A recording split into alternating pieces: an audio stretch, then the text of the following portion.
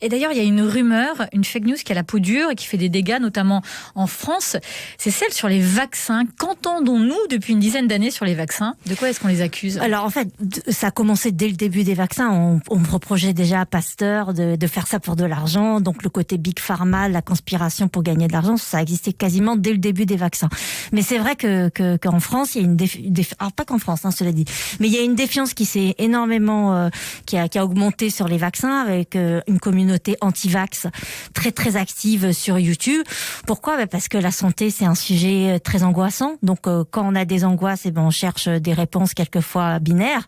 Et donc jeter le doute sur les vaccins, c'est quelque chose qui là aussi marche. Enfin, toutes ces vidéos, toutes ces contenus marchent très bien sur Internet. Et ça c'est vraiment.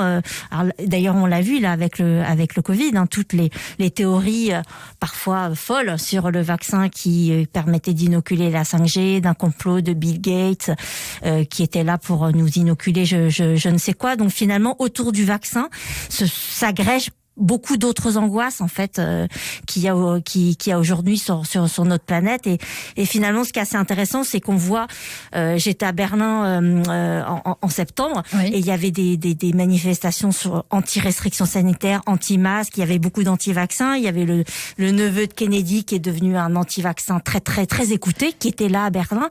Donc finalement tout s'agrégeait, si vous voulez, la colère contre les restrictions anti-Covid, contre le masque qui soi-disant nous inoculerait des bactéries, la colère contre les vaccins où ça serait Bill Gates derrière qui tire les ficelles, essaye de nous tuer. Enfin tout ça on le voit mélanger dans on ces entend aujourd'hui complotistes. Aussi de Hanbuy que le vaccin avec tous les variants, ça sert à rien de se faire vacciner parce qu'avec tous les variants finalement il ne sert à rien.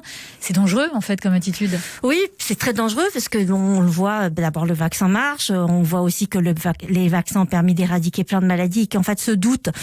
Par exemple pour la quelle maladie, tiens, justement pour ceux qui sont anti-vax et qui nous écoutent. Par exemple la rougeole, on avait quasiment réussi à éradiquer la rougeole et on s'est rendu compte que dans certaines poches, notamment d'écoles traditionnalistes religieuses qui sont anti-vaccins, il y a eu des résurgences d'épidémies de rougeole. Et ça tue la rougeole. Et la rougeole peut tuer des bébés ou des petits enfants, oui.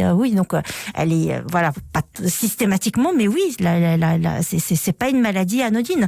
Donc c'est d'un côté le discours de la science et d'un côté tous ces discours qui prospèrent sur nos peurs en fait et sur les incertitudes qui est très forte qu'il y a aujourd'hui dans notre monde. Il y a des gens qui gagnent de l'argent en disant avec les fake news, oui, notamment en Macédoine et dans d'autres pays. Mais par exemple cette question des anti-vax. Oui, d'ailleurs en Macédoine, beaucoup me disaient que. Alors c'est marrant, en Macédoine justement, ils me disaient, moi je m'en fiche de faire des fake news sur Trump. Là où je me sens pas très bien, c'est quand je fais des fake news sur la santé, sur notamment les vaccins ou sur des faux remèdes anti-cancer, parce que là je me dis que ça peut avoir un impact réel sur les personnes. Et là, ils se sentaient un petit peu moins à l'aise moralement par rapport au fait de divulguer des fake news. Minute Papillon sur France Bleu, Sidonie Bonnec.